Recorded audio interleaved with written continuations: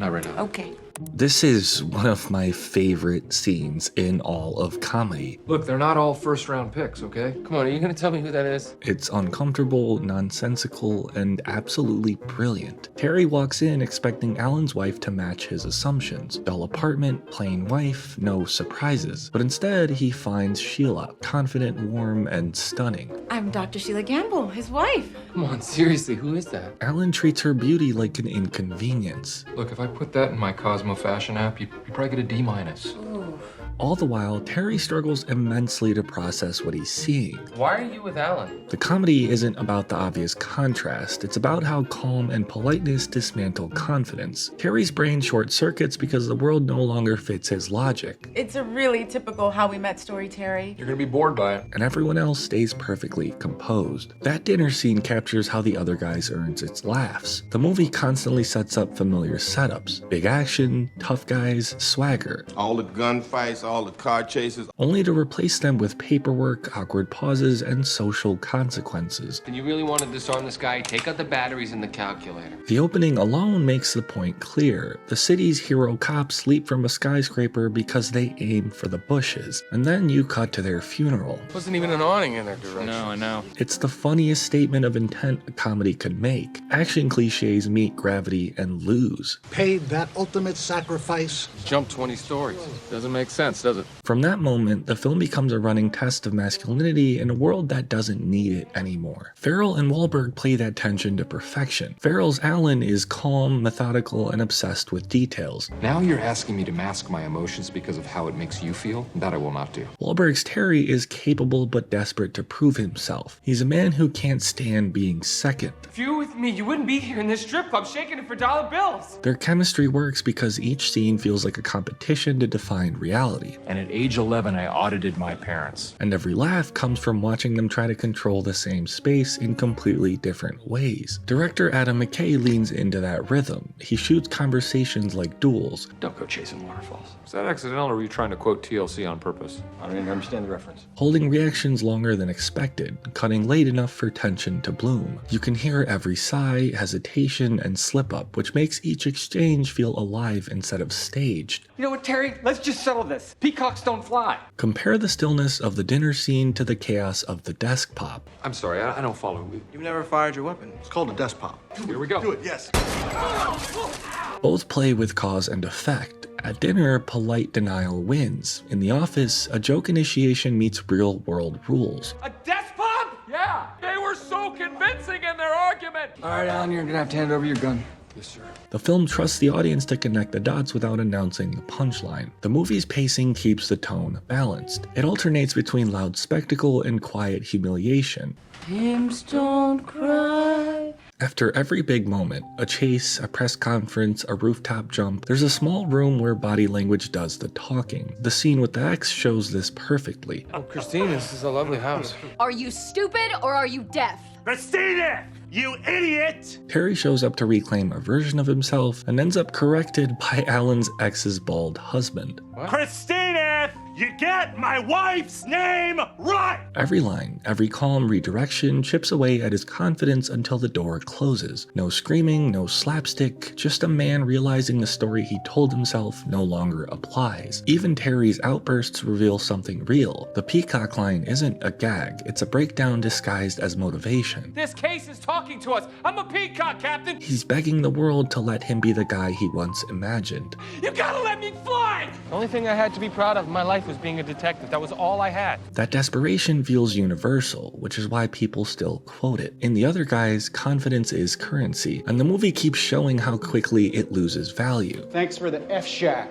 Love Dirty Mike and the boys. Ferrell's restraint is part of the film's charm. His calm isn't softness, it's control. Once you learn about Gator, his chaotic alter ego, the politeness in the dinner scene becomes even funnier. Gator don't play no Never been about playing no It's discipline. He's managing himself and the situation at once, refusing to give Terry the reaction he wants. That small decision to downplay instead of brag turns Alan from a caricature into a full character. The improv throughout the film strengthens that realism. The TLC lyric gag turns their captain's straight-faced absurdity into a running joke. Because I don't want no scrubs. You're not aware that's a TLC song. I have no idea what you're talking about. Ain't too proud to beg. Come on. Nothing feels random. Every line builds character or tension. McKay's writing stays sharp but keeps dialogue tight. There's no fluff or filler, just cause and consequence. When you quote them, you remember the whole scene, not just the punchline. The sound and score follow that same precision. Music drops out before big lines to let silence land. The ball and chain line is funny because there's the beat of stillness before it. Even the Prius reveal works through sound. Doors creaking, trash shifting, muffled disgust. Prius, huh?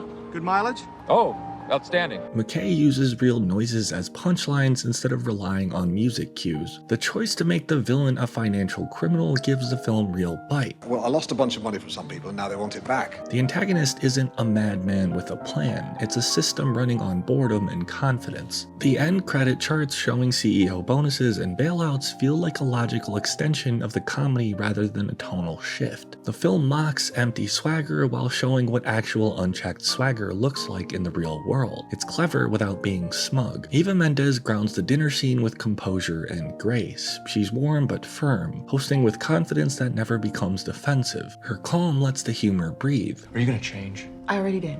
Terry's shock gets funnier the longer she stays unbothered. You laugh at his inability to adapt. Those 3 days of non-verbal communication. It's a rare scene in studio comedy where a woman isn't a punchline but the reason the joke works. Michael Keaton's Captain is another highlight. Add his second job at Bed Bath & Beyond and you get a man living 2 lives without irony. I got another job at Bed Bath & Beyond, just to put a kid through NYU so he can explore his bisexuality and become a DJ. His consistency becomes the joke. Every time he enters a scene, he resets the energy. It's a steady stream of absurdity. We're losing! He's dying! No, I'm just resting. The film's technical craft matches that same control. It favors reaction shots over exaggerated takes, cuts a half second later than expected to sit in discomfort, and uses props as character notes, like the wooden gun, which turns humiliation into a sight gag. It's a wooden gun. Oh! The film never begs for attention, which keeps the humor grounded. And then there's timing. In 2010, audiences were still bitter about the financial crash, and this movie hit a cultural nerve. Its jokes about incompetence, fake confidence, and blind loyalty reflected what people were seeing in real time. Of course it's a bribe. You're offering to pay us money to not do our job. The humor stuck because it wasn't just mocking cops or bankers, it was mocking the mindset that created them. That's why the quotes outlived the movie's moment. Desk Pop is peer pressure. Peacock is unearned confidence. Ball and Chain is fake humility. They're quick, familiar, and weirdly honest. You think I don't know about this artsy-fartsy crap? The story stays tight because every gag pushes the characters forward. Wooden guns, bad stakeouts, demotions. Each failure builds pressure. The more ridiculous their situation gets, the more it tests their partnership. I don't know where I'm gonna sleep tonight. Fortunately, I know what you're gonna be drinking. Alan's discipline needs Terry's energy, and Terry's impulsiveness needs Alan's structure. By the end, when they finally earn a genuine victory, it feels earned through the chaos. The movie's action scenes follow the same logic as its jokes. Every big move has a cost. Explosions, chases, crashes. My Suburban one of these last night. They all come with a line about damage, budget, or paperwork. Mckay lets spectacle happen but never forgets to ground it in consequences. People show off, double down, and talk themselves into corners. They cling to stories that make them feel important even when no one else is listening. The movie simply sets up those moments and lets them fail with dignity. Courts and the law is all we have left. The world doesn't reward confidence just because it's loud. The Other Guys is packed with gags and quotable lines, but underneath the chaos, it's a story about people realizing they're not the main characters anymore. And somehow, that realization never stops being funny.